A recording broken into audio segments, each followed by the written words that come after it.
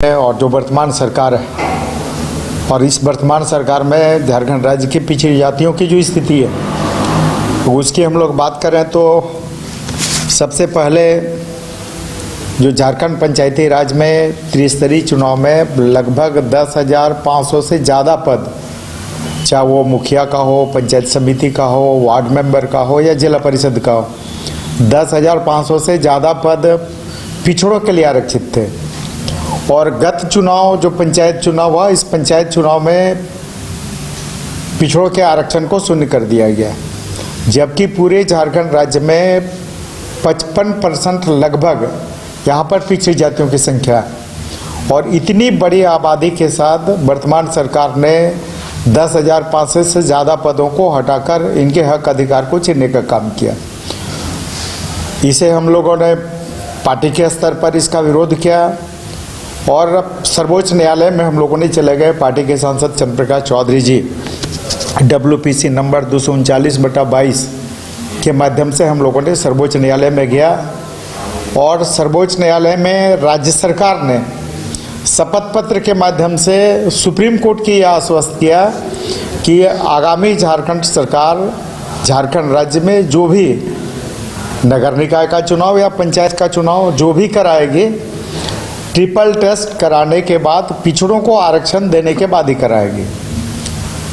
2022 का ये निर्णय, 2022 का झारखंड सरकार का ये शपथ पत्र और 2022 से अभी 2025 आ गया।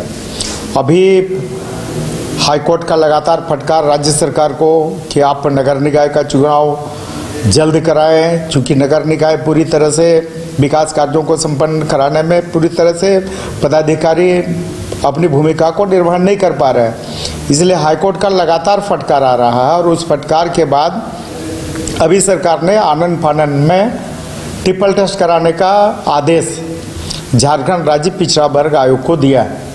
दुर्भाग्य झारखंड राज्य पिछड़ा वर्ग आयोग का यह है कि झारखंड राज्य पिछड़ा वर्ग में विगत कई वर्षों तक अध्यक्ष नहीं था, फिर इन्होंने अध्यक्ष बनाया और फिर अभी वर्तमान में अगर देखें तो पिछड़ा वर्ग आयोग में कोई अध्यक्ष नहीं है।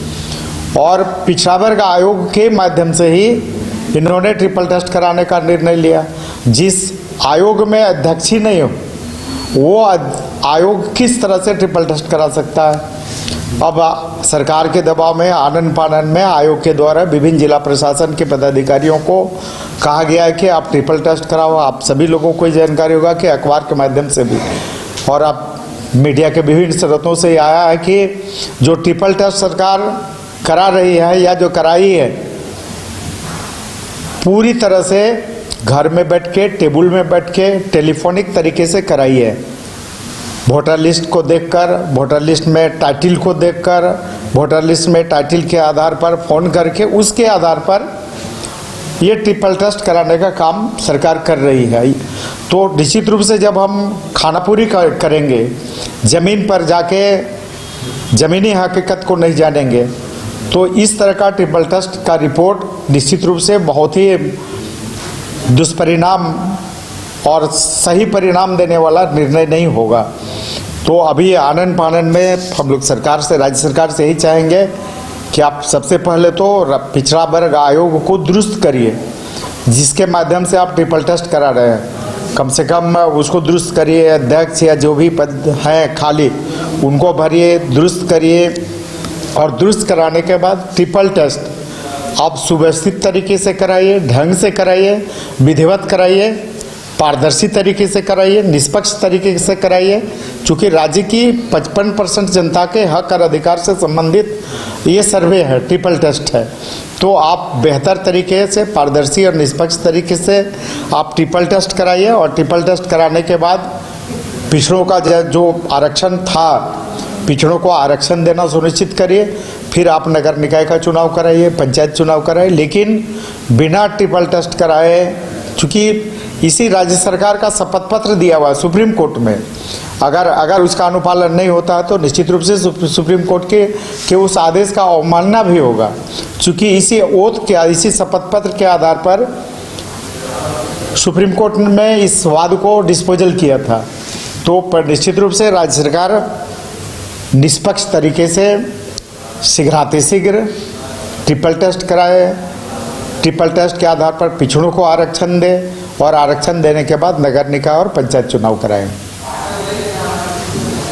कुल मिला के राज्य के विकास से संबंधित देखिए, निश्चित रूप से अभी बजट सत्र शुरू होने वाला है 24 फरवरी से, और इस बजट सत्र में इस सरकार को घेरने के लिए मुद्दे ही मुद्दे हैं। विकास कार्य पूरी तरह से ठप है, और विकास के बाद में जब भी सरकार कल्याण की बात करती है, सामाजिक सुरक्षा की बात करती है, तो 7-7 महीने से राज्य की जो वृद्ध महिलाएं, राज्य के जो वृद्ध हैं, राज्य की जो विधवाएं हैं, राज्य के जो दिव्यांग हैं, उनको पेंशन तक ये सरकार नहीं देख पा रही है। पेंशन तक इनका रुका हुआ है, और जिसको लेकर सरकार हमेशा ढोल पीटती रही, मुख्यमंत्री मैया सम्मान योजना। आप देख लीजिए मुख्यमंत्री मैया सम्मान योजना के भुगतान का क्या स्थिति है। तो निश्चित रूप से ये सरकार राज्य की जनता को पूरी तरह से दिग्भ्रमित करने का काम कर रही है। और आज देखें, पूरे राज्य में जल जीवन मिशन की बात कर लें, मुख्यमंत्री सड़क सुदृढ़ीकरण योजना की बात कर लें, सारे योजनाओं का विकास काम बंद है। और इसका कारण है कि कहीं पर संवेदकों को भुगतान नहीं हो रहा। संवेदकों को भुगतान करने के लिए सरकार के पास पैसे नहीं हैं। इसके कारण पूरे राज्य में, चाहे मुख्यमंत्री ग्राम सेतु योजना की बात करें, जल जीवन मिशन की बात करें, जितनी तरह की सरकार की योजनाएं हैं, सारी योजनाएं पूरी तरह से राशि के अभाव में ठप है। तो इसके साथ ही कई ऐसे मुद्दे हैं। सरकार का खतियान आधारित स्थानीय नीति है, सदन नेता का विस्थापन आयोग, जो सदन में ही खड़ा होकर घोषणा किए थे कि हम विस्थापन आयोग का गठन करेंगे, आज तक नहीं हुआ। सदन का, वो भी सदन का अवमानना है, चूँकि सदन में उनका घोषणा था। तो कई तरह से ये सरकार पूरी तरह से विफल है। विधि व्यवस्था की आप स्थिति देख लें, आज महिलाओं के साथ लगभग 10,000 से ज़्यादा दुष्कर्म की घटनाएं हुई है।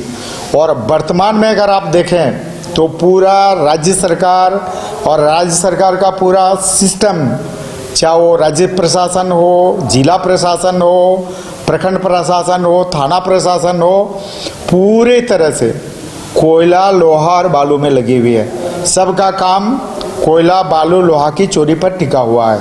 आप ग्राउंड स्तर पर ग्राउंड रियलिटी जान लें कि बालू के बिना क्या स्थिति है, बालू का किस तरह से तस्करी हो रहा है, कोयले का क्या स्थिति है। सारा पदाधिकारी कोयला चोरी में लगा हुआ है, लोहा चोरी में लगा हुआ है, बालू चोरी में लगा हुआ है।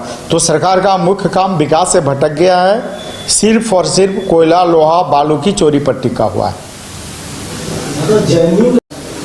मुख्यमंत्री जी का पत्र देख लीजिए। मुख्यमंत्री जी जो जिस समुदाय की बात कर रहे हैं, जिस समाज की बात कर रहे हैं, और इस संबंध में मुख्यमंत्री जी का स्वयं का चिट्ठी स्पष्ट रूप से है कि मुख्यमंत्री जी की मंशा क्या है, किस मंशा से मुख्यमंत्री जी ने पत्र लिखा था पारसनाथ के संदर्भ में, और क्या लिखा था, ये तो जग जाहिर है।